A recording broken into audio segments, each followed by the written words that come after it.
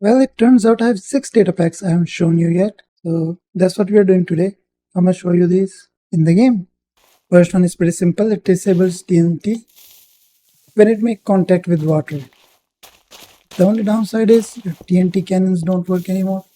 Other than that, so if someone put a TNT in your house, just disable it. Easy. However, you can make a piston-based TNT launcher. How does that goes? Give me a moment. Goes like that. Da da da da da da da da da da da da da da. Yeah, that's how it works. I can't believe I got it right on first try. Second, let's say you have a villager with you and something were to happen to that villager. Alright, let's try again.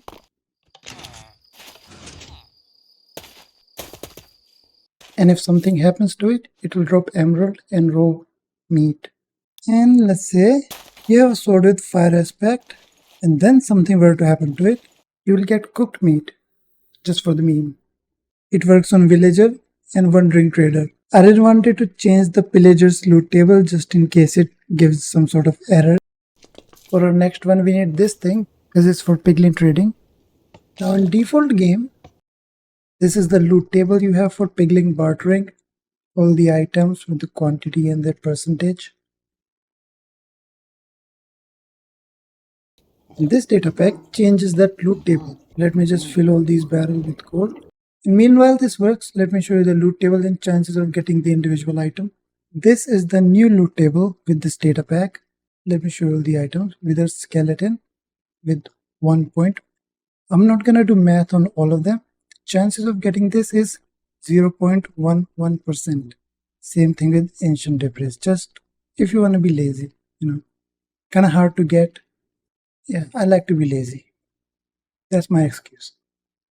The lava bucket, 9 gold nuggets, which is, think of it like a cashback. And you get this cashback when you will kill your piglins. You won't get this as a loot because they will most likely pick the gold nugget back up. Just a meme, make your day a little bit bad. Then gilded backstone like default, bone, and coal.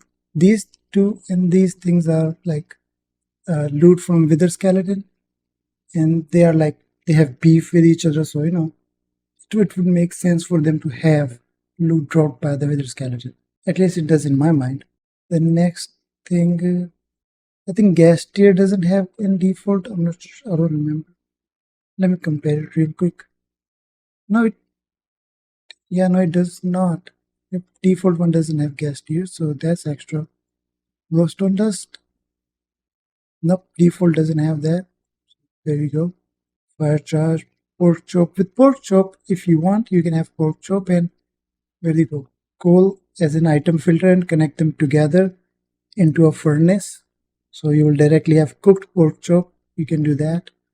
And that's about it. Basically, it does make it a bit easier. Not a bit easier, quite a bit easier. So I think this is pretty clever. Changing the item on the item frame turns it on and off. Regardless of where it is, just state change.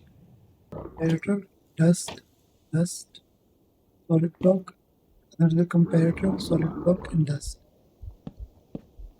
Observer, piston, and then 2 observers. I think it's pretty neat. Okay, the gold is all used up. That's a lot of stuff. And in terms of valuable, we got 2 wither skeletons and 1 ancient debris. From a little bit more than 2 double chests and 4, I think. 4 of them are wearing skulls. Let's get our cash back. We got some cash back. Okay, I showed you 3. There's 3 more left, so half time. And here's what I want to show you. Press this button, turns on. Press this button, turns off. Nothing new. Pretty simple, but me likey. So I want to show you. There's 2 command block on the back. Instead of fill, I use set block, the middle one, and set it to fire. And the second one, if that middle block is fire, it will change to air. This one is not necessary. Let me show you if that one is turned off, what it does. turns on, turn off.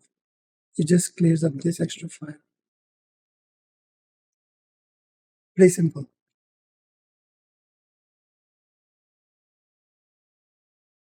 Alright, back to normal video. Next up we have ingots from tools and stuff. All these turn into diamonds when putting it in a furnace. And iron ingot, gold ingot, and netherite. I guess the easiest one would be this, because it's a one-to-one transaction. It takes one ingot to make, and if you put it in a furnace, you get one back. Same thing with gold, and iron. Oh yeah, horse armor is also included. This would also raise, you can get armor and tools from villager, and then you can put them in a furnace, and boom, renewable diamond.